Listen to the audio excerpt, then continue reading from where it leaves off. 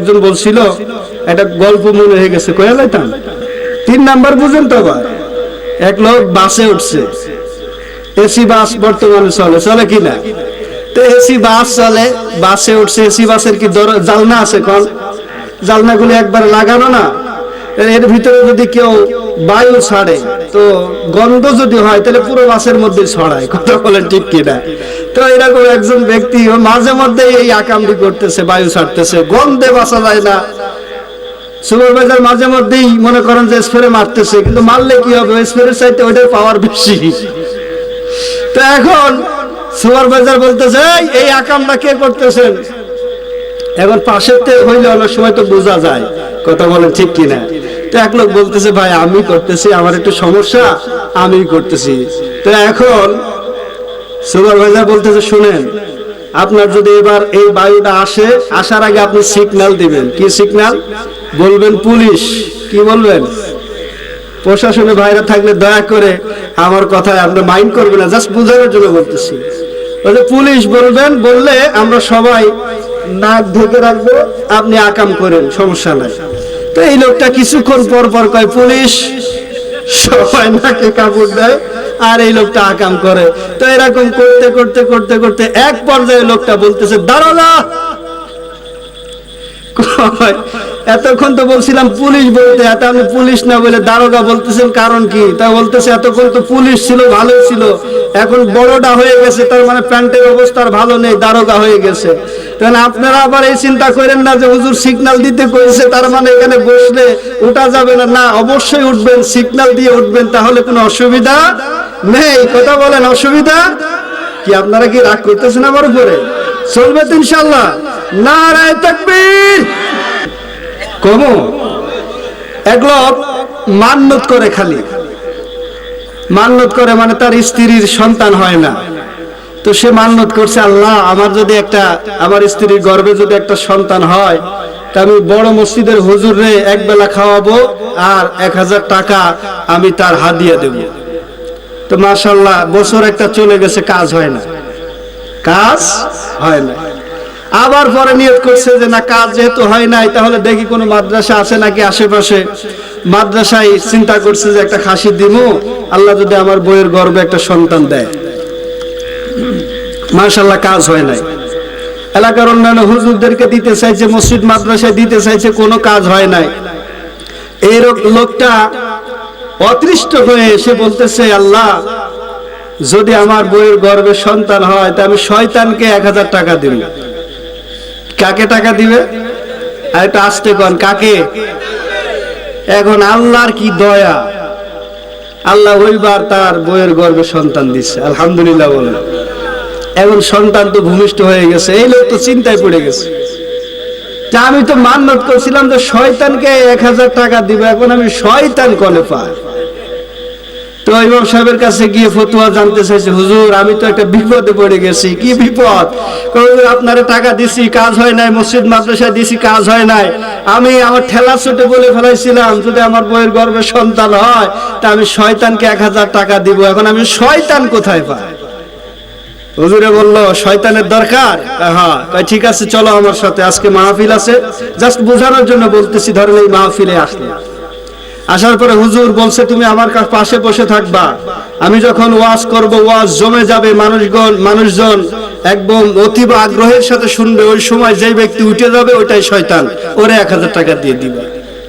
এখন হুজুরে ওয়াজ করতেছে, মাশাআল্লাহ ওয়াজও জমে গেছে। এখন এর মধ্যে কে উঠে না, হঠাৎ দেখা যায় মেম্বার সাহেব, ওই এলাকার যে মেম্বার, সে উঠে যাইতেছে, তার হাজত লেগেছে, সে হাজত সারতে যাইতেছে। এন তো পাইছে শয়তান, ওই শয়তান ভাই দাঁড়ান, 1000 টাকা নিয়ে। আচ্ছা মেম্বারের যদি শয়তান কয় তাহলে কি উপায় আছে? এখন তো বিশাল একটা গ্যাঞ্জাম তৈরি হয়ে গেছে। হুজুরে বলতেছে ভাই আপনার আল্লাহর রাস্তে দোহাই লাগে গ্যাঞ্জাম করেন না, আসলে কাহিনীটা ও বুঝে নাই যে এই সময় যে মেম্বার উঠবে, মেম্বার সাহেব উঠবে, ও বুঝতে পারে নাই। যদি বুঝতো তাইলে এই কথা বলতো না। কয় কেন? কয় এই কাহিনী হয়েছে।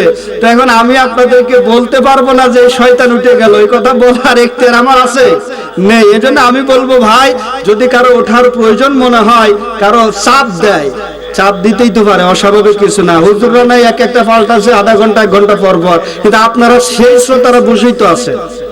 কথা বলেন না কেন? তো হুজুরা পাল্টায় ওইদিকে যে কাজ সারতেছে, আপনাদেরও তো দরকার হইতে পারে, পারে কি না? যদি দরকার হয় পেশাব চাপলে এক দেখাবেন আঙ্গুল, আর যদি এর সাথে বড়টা চাপে তাইলে কত, আবার 3 নাম্বার দেখিয়েন না। উঠায়া করিব চুম্বন কদম ধরিয়া, করিব চুম্বন কদম ধরিয়া, ইয়া রাসূলুল্লাহ। বলেন না একটু মহব্বতে বলেন, ইয়া রাসূলুল্লাহ। নবীজির প্রতি কি মহব্বত আপনাদের আছে? হ্যাঁ বলেন আছে। কেন মহব্বত করবেন? নবীজিকে কেন ভালোবাসবেন? সহিহ বুখারী শরীফের মধ্যে আল্লামা ইমাম বুখারী রাহমাতুল্লাহ আলাইহি তিনি 6 নাম্বার পৃষ্ঠা, কত নাম্বার পৃষ্ঠা? সহিহ বুখারী শরীফের জিলদ আউয়াল প্রথম খণ্ডের 6 নাম্বার পৃষ্ঠার মধ্যে ইমাম বুখারী রাহমাতুল্লাহ আলাইহি তিনি একটা বাব উল্লেখ করেছেন, একটা অধ্যায় তিনি রচনা করেছেন, যেই অধ্যায়ের শিরোনাম দিয়েছেন বাবু হুব্বুন নবী সাল্লাল্লাহু আলাইহি ওয়াসাল্লাম মিনাল ঈমান। আল্লাহু আকবার, আল্লাহু আকবার। আরেকটু জোরে বলেন আল্লাহু আকবার। কি আপনারা কি যাইবেন গা? যাওয়ার চিন্তা ভাবনা এখনই করতেছেন নাকি? এখনো খুব বেশি রাত হয় নাই। যে মানুষগুলি বসছেন আলহামদুলিল্লাহ, ওই বেশি মানুষের দরকার নাই, মোটামুটি আলোচনা শুনে বুঝে যদি এর মধ্যে থেকে একজন আমল করে ওতেই আমার যথেষ্ট। কথা বলেন ঠিক কিনা? আমি ওয়াজ করে আপনাদের সবাইকে জান্নাতে নিয়ে যাইতে পারবো না, এটা দায়িত্ব আমার না। আমি আপনাদেরকে জান্নাতের কথা, জাহান্নামের ভয়ের কথা বলতে পারবো, কিন্তু আপনাদেরকে জান্নাতে নিয়ে যাওয়ার ক্ষমতা আমার আছে না। এই যে দুইটা যাইতেছে, এইটা দেখছেন? যা যা তোরা যা, ওঠ যা। আপনারা একটু আগিয়ে বসেন ভাই, প্লিজ দয়া করে কেউ উঠবেন। আমি খুব বেশি সময় কথা বলবো না। আমার কথা কি শুনতে আপনাদের খারাপ লাগতেছে ভাই? তো চলবে ইনশাল্লাহ নাকি বলেন? ইনশাল্লাহ। তাহলে একটু সামনের দিকে এগিয়ে বসেন। যারা উঠবেন এই মুহূর্তে উঠে যাবেন, পরবর্তীতে আমার ওয়াজ চলাকাল আর কেউ উঠবেন না। যদি উঠেন তাইলে কিন্তু ওই রকম কথা বলবো যে ইনশাল্লাহ এই আওয়াজ থাকলে আমি সারা রাত চলবে ইনশাআল্লাহ। মোহাব্বতে দুরূদ শরীফ পড়েন, আল্লাহুম্মা সাল্লি আলা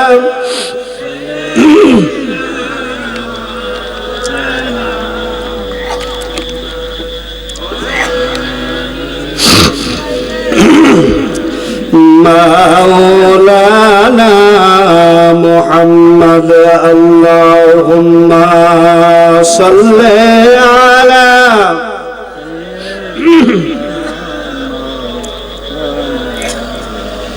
وعلى آل سيدنا নবীর রওজা শরীফ দেখে মন ভরে না, নবীর রওজা শরীফ দেখে মন ভরে না, দিদার দাও গো শাহে মদিনা, দিদার দাও গো। আরশের মেহমান করেছেন আল্লাহ, কত শান কত মান মোর কামলিওয়ালা। আরশের মেহমান করেছেন আল্লাহ, কত শান কত মান মোর কামলিওয়ালা। ওগো মদিনাওয়ালা করো করুণা, ওগো মদিনাওয়ালা করো করুণা, দিদার দাও গো শাহে মদিনা, দিদার দাও গো শাহে মদিনা। নবীর রওজা শরীফ দেখে মন ভরে না, নবীর রওজা দেখে মন ভরে না, দিদার দাও গো শাহে মদিনা দিদার দাও গো। আমার প্রাণের ভাইয়েরা গভীর মনোযোগ, আমি নবীজির দুরূদ শরীফের আলোচনা করছিলাম। দুরূদের আমলটা বাড়িতে নিয়ে যেতে হবে, নবীজির মহব্বতে দুরূদ পড়তে হবে। কেননা ইমাম বুখারী তিনি বুখারী শরীফের মধ্যে একটা অধ্যায় তিনি রচনা করেছেন, যে অধ্যায়ের নাম দিয়েছেন নবীজির ভালোবাসাই হলো প্রকৃত ঈমান। অর্থাৎ আল্লাহর নবীজির ভালোবাসা যার অন্তরের মধ্যে নাই তার ঈমান নাই। আন আনাস ইবনে মালিক রাদিয়াল্লাহু তাআলা আনহু قال قال رسول الله صلى الله عليه وسلم لا يؤمن أحدكم حتى أكون أحب إليه من والده وولده والناس أجمعين। জবানটা ছেড়ে দিয়ে বলা যাবে কি আল্লাহু আকবার। আমার নবীজির ছোট্টবেলার খাদেম আনাস ইবনে মালিক, যিনি 10 বছর পর্যন্ত আল্লাহর নবীজির কাছে গোলামি করেছেন, নবীজির ছোট্টবেলার খাদেম আনাস ইবনে মালিক হাদিস বর্ণনা করেন, আমার নবীজি বলেছেন লা ইউমিনু আহাদুকুম, ও দুনিয়ার মানুষেরা তোমরা শোনো, তোমরা ততক্ষণ মুমিন হইতে পারবা না। আল্লাহর নবীজি বলেন যতক্ষণ পর্যন্ত তোমাদের পিতামাতা, তোমাদের সন্তান সন্ততির থেকে আল্লাহর নবীজি বলেন আমি নবীকে তোমরা মহব্বত না করতে পারবা, আল্লাহর নবীজি বলেন ততক্ষণ তোমরা মুমিন হতে পারবা না। এ ভাইরা আমার, মুমিন যদি হইতে হয় আল্লাহর নবীজির ভালোবাসা দরকার আছে না নাই? সাহাবীদের জীবনী দেখলে পাওয়া যায়, সাহাবীরা জীবন দিয়েছে আমার নবীর জন্য। আমার নবীজি হুকুম করতে দেরি, সাহাবীরা জীবন দিতে দেরি করে নাই, সাহাবীরা নবীর প্রেমে জীবন দিয়ে দিয়েছে। ও ভাইরা আমার, এই দুনিয়ার মধ্যে আমরা নবীর কেমন উম্মত হইলাম যে নবীজির মহব্বতের কথাগুলি আমাদের কাছে ভালো লাগে না। অনেক ভাইয়ের আছে যাদের কাছে নামাজ পড়তে গেলে মজা লাগে না, যাদের কাছে রোজা করতে গেলে ভালো লাগে না, নবীজির দুরূদ শরীফ পড়তে যাদের কাছে ভালো লাগে না, এমন বহু মানুষ আছে যাদের কাছে আল্লাহর নামের জিকির মজা লাগে না। আছে না নাই? কথা বলেন, আছে না নাই? আল্লাহর নবীজির মহব্বত যার মধ্যে নাই, নিঃসন্দেহে বুঝবেন সেই ব্যক্তি সুস্থ নয়, সে অসুস্থ ব্যক্তি। ইমাম জালালউদ্দিন রুমি রাহমাতুল্লাহ আলাইহি তিনি বয়ান করতেছেন, দুনিয়ার মানুষেরা তোমরা শোনো, তোমাদের কারো যদি আল্লাহর জিকির মজা না লাগে, ভালো না লাগে, নবীজির দুরূদ শরীফ যদি মজা না লাগে, ভালো না লাগে, ইবাদতের করতে যদি তোমার মন থেকে মহব্বত পয়দা না হয়, বুঝবা তুমি অসুস্থ। কেননা একজন অসুস্থ মানুষের কাছে যেমনি ভাবে তিনি উদাহরণ দিতে গিয়ে বলতেছেন, কোন মানুষের শরীরের মধ্যে যদি জ্বর আসে, কি আসে? জ্বর, একটু শরীরের তাপমাত্রা যদি বেড়ে যায়, একজন মানুষের শরীরের মধ্যে যদি জ্বর চলে আসে, সে অসুস্থ হয়ে যায়, ঠিক কিনা? সে কি হয়ে যায়? অসুস্থ হয়ে যায়। এই অসুস্থ জ্বরওয়ালা রোগী যিনি, এই রোগীকে যদি আপনি মিষ্টি খাইতে দেন, মিষ্টিও তার কাছে তিতা মনে হবে। কথা বলেন, ঠিক কিনা? ভাত মজা লাগবে না, পানিও তিতা, যা খাইবে সব কোনো কিছু মজা লাগে না। কেন? সে অসুস্থ, তার শরীরের মধ্যে জ্বর এসেছে। এই জ্বর আসার কারণে তার জিহ্বা থেকে সব স্বাদগুলি নষ্ট হয়ে গেছে, সে কোনো কিছু আর ভালোভাবে খাইতে পারে না, পানি মজা লাগে না, ভাত মজা লাগে না, ভালো ভালো দামি দামি খাবার, ফল ফ্রুটস কোনো কিছুই মজা লাগে না। ও ভাই শুনে রাখেন, একজন জ্বরওয়ালা মানুষের কাছে যেমনি খাবার মজা লাগে না, তেমনি একজন অসুস্থ দিলওয়ালা মানুষের কাছে আল্লাহর জিকির, আল্লাহর ইবাদত, নবীর দুরূদ মজা লাগবে না, এটাই স্বাভাবিক। এই জন্য যদি কোনো মানুষ বুঝে যে আমার ইবাদত করতে ভালো লাগতেছে না, নিঃসন্দেহে বুঝবেন সেই ব্যক্তি অসুস্থ, কারণ তার কলটা মরে গেছে, কলবের মধ্যে দাগ পড়ে গেছে, কলটা শয়তানের দখলে চলে গেছে। ওই কারণে আল্লাহর বন্দে বন্দেগী, নামাজ, রোজা, তাসবিহ তাহলিল মজা লাগে না। যদি তাসবিহ তাহলিল আল্লাহর জিকির মজা লাগাইতে হয়, তার একটা মাত্র ঔষধ হলো ওই ব্যক্তি যেন বেশি বেশি পরিমাণে মহান আল্লাহ তাআলার নামের জিকির করে। জোরে বলেন আল্লাহু আকবার। কালটা যখন অপরিষ্কার হয়ে যায়, দাগ পড়ে যায়, নবীজি বলেছেন একজন মানুষ যখন একটা অন্যায় কাজ করে, খারাপ কাজ করে, গুনাহের কাজ করে, তার কলবের মধ্যে একটা দাগ পড়ে যায়। এভাবে পড়তে পড়তে পড়তে পড়তে এই কলটা জং ধরে যায়, ময়লা আবর্জনায় পরিণত হয়ে যায়। এই অসুস্থ দিল, এই কলটা পরিষ্কার করার একটা মাত্র পরিষ্কারক, যেমন কাপড়ে ময়লা লাগলে আমাদের পরিষ্কার করার একটা ব্যবস্থা, সাবান পাউডারের ব্যবস্থা বলেন আছে না নাই?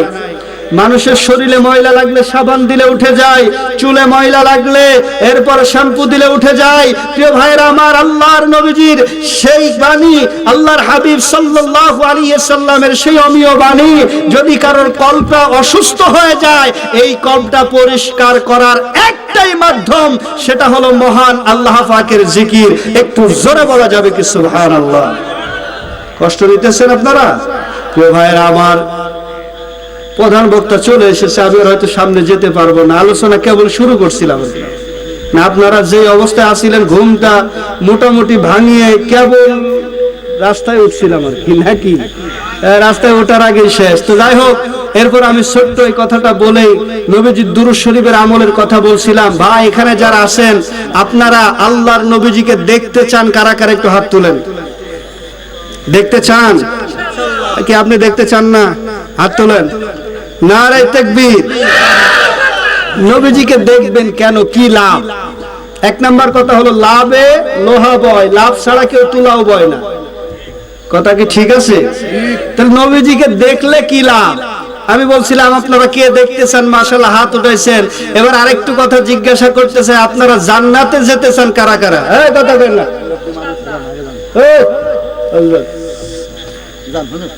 আলহামদুলিল্লাহ, হাত নাও। জান্নাতে যেতে চান না? যেতে চান। তাহলে আমি দুইটা প্রশ্ন করলাম কেন? নিশ্চয়ের ভিতরে কোনো না কোনো কারণ আছে না নাই? ইমাম শাহাবুদ্দিন কাস্তালানী রাহমাতুল্লাহ আলাইহি আল মাওয়াহিবুল লাদুনিয়া কিতাব লিখেছে। আল্লাহু আকবার বলেন। ওই কিতাবের মধ্যে এবং মুজামুল আওসাত কিতাব সহ, জামিউস সগীর সহ, খাসাইসুল কুবরা কিতাব সহ বিভিন্ন কিতাবের মধ্যে হাদিস এসেছে। আল্লাহর নবীজি বলেন, সাহাবীরা রে তোমরা শোনো, মান রাআনি ফিল মানামি ফাকাদ রাআল হক। আল্লাহর নবীজি বলেন, যারা আমি নবীকে স্বপ্নে দেখবে, আল্লাহর নবীজি বলেন তারা যেন আমি নবীকেই ডাইরেক্ট দেখলো। আর আমি নবীকে যারা দেখলো গো, তাদের জন্য আল্লাহর জাহান্নাম হারাম হয়ে গেল। একটু জোরে বলা যাবে কি সুবহানাল্লাহ? প্রশ্ন করতে পারেন, ভাইজান আবু জাহেল, আবু লাহাব তারাও তো নবীজিকে দেখেছে। কথা বলেন ঠিক কি না? তো নবীজিকে দেখলেই যদি জান্নাত ওয়াজিব হয়ে যায়, আবু জাহেল তো নবীজিকে দেখেছে, তাহলে কি আবু জাহেল জান্নাতি? না না। আল্লাহর নবী যখন শরীয়তে ছিলেন, ওই সময় আল্লাহর নবীর উপরে যারা ঈমান এনেছে, তারা আল্লাহর নবীর সাহাবী হয়ে গেছে। আর নবীজির সব সাহাবীরা জান্নাতি, এতে কোনো সন্দেহ নেই। ওই সময় যারা নবীর উপরে ঈমান আনতে পারে নাই, তারা মুনাফিক আর মুশরিক। কথা বলেন ঠিক কি না? এই মুনাফিক আর মুশরিক যেহেতু তারা ঈমান নবীজির উপর আনতে পারে নাই, না আনার কারণে তারা জাহান্নামী। কিন্তু নবীজি বলেছেন, যারা আমাকে স্বপ্ন দেখবে তারা আমি নবীকেই দেখবে, কারণ কোনো শয়তান আমি নবীর সুরত ধারণ করতে পারে না। এ যুগে যারা আল্লাহর নবীকে স্বপ্ন দেখবেন, নিঃসন্দেহে বুঝবেন সেই ব্যক্তি ঈমানদার, কেননা কোনো বেঈমানের ঘরে আল্লাহর নবীজি দেখা দিতে পারে। জোরে বলেন পারে? তাহলে নবীজিকে স্বপ্ন যোগে দেখার জন্য কি করবেন? একটা আমল বাড়িতে নিয়ে যান। সেই আমলটা হলো নবীজির দুরূদ শরীফ পড়বেন প্রত্যেকদিন এশার নামাজের পরে। এশার নামাজ পড়েননি আপনারা? হাত তোলার দরকার নেই। পড়েননি? পড়েন। অনেকে আছেন পড়েন না, কিন্তু আমি আপনাদেরকে আহ্বান করব, নামাজ পড়া দরকার। বলেন আছে না নাই? নামাজের ওয়াজ বহু শুনছেন, এরপরও আমাদের পরিবর্তন নাই। শুনে রাখেন, এশার নামাজের পর আল্লাহর নবীজির উপরে 500 বার দুরূদ শরীফ পড়বেন। কতবার? যে দুরূদ শরীফটা আপনি বেশি ভালো পারেন, কথা কি বুঝতেছেন? যেই দুরূদটা আপনি বেশি ভালো পারেন ওই দুরূদ কতবার পড়বেন? 500 বার পড়তে পড়তে ঘুমিয়ে যাবেন। আল্লাহ চাহে তো মৃত্যুর এক মুহূর্ত আগে হলো আল্লাহর নবীর জিয়ারত আপনার নসিব হয়ে যাবে। সুবহানাল্লাহ। আর নবীর জিয়ারত যদি একবার নসিব হয়ে যায় তা আপনি খুশ দিল ওয়ালা নসিব ওয়ালা, আপনার জন্য আল্লাহর জান্নাত ওয়াজিব হয়ে যাবে। সুবহানাল্লাহ বলেন। এই নবীর দিদার চান কিনা? আরে দিদার চেয়ে কাঁদো তোমরা, দিদার চেয়ে কাঁদো তোমরা, হও না নবীর দেওয়ানা। মদিনা মদিনা আশিক মুমিনের ঠিকানা, বলেন মদিনা মদিনা আশিক মুমিনের ঠিকানা। আরে দিদার চেয়ে কাঁদো তোমরা, দিদার চেয়ে কাঁদো তোমরা, হও না নবীর দেওয়ানা। মদিনা মদিনা আশিক মুমিনের ঠিকানা, বলেন মদিনা মদিনা আশিক মুমিন। ইমাম জালালউদ্দিন সৈয়দী 75 বার দেখলো নবীজি। ইমাম জালালউদ্দিন সৈয়দী 75 বার দেখলো নবীজি। আরে এতবার দেখিয়াও তাহার, এতবার দেখিয়াও তাহার তৃপ্তি কভু মিটে না। মদিনা মদিনা আশিক মুমিনের ঠিকানা, বলেন মদিনা মদিনা আশিক মুমিনের ঠিকানা। প্রিয় ভাইরা আমার, নবীজির দিদার আশা করবেন, নামাজ পড়বেন ঠিকঠাক। আবার নামাজ না পড়ে খালি দুরূদ শরীফ পড়ে নবীজির দিদার আশা করা সম্ভব না। এই পৃথিবী সৃষ্টি তোমার নামের উসিলায়, এই পৃথিবী সৃষ্টি তোমার নামের উসিলায়। ও মদিনার কামলিওয়ালা সালাম তোমায়, ও মদিনার কামলিওয়ালা সালাম তোমায়, বলেন এই পৃথিবী সৃষ্টি তোমার নামের উসিলায়, এই পৃথিবী সৃষ্টি তোমার নামের উসিলায়। ও মদিনার কামলিওয়ালা সালাম তোমায়, ও মদিনার কামলিওয়ালা। আকাশ জমিন পাহাড় চন্দ্র তারা সবই তোমার নূরের ইশারা, বলেন আল্লাহু আকবার। আমার নবীজি ডাক দিয়ে বলেন, সাহাবীরা রে তোমরা শোনো, দুনিয়ার মধ্যে যখন জান্নাতের বাগান দেখতে পারবা, ওই বাগানের মধ্যে তোমরা প্রবেশ করবা। শুধু জান্নাতের বাগানে প্রবেশ করবা সেটাই নয়, ওই বাগান থেকে তোমরা কিছু ফল সংগ্রহ করবা। সাহাবীরা বলেন, হুজুর জান্নাতের বাগান জিকিরের মজলিস বুঝলাম, কিন্তু সেখান থেকে কিভাবে ফল সংগ্রহ করা যেতে পারে?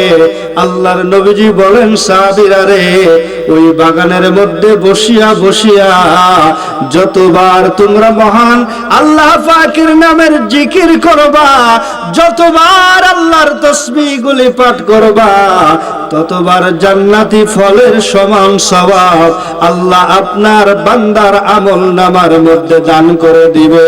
একটু জোরে বলা যাবে কি সুবহানাল্লাহ? তাহলে বাগানের মধ্যে বসতে পেরে লাভ না ক্ষতি? আওয়াজ দিয়ে বলেন, লাভ না লস?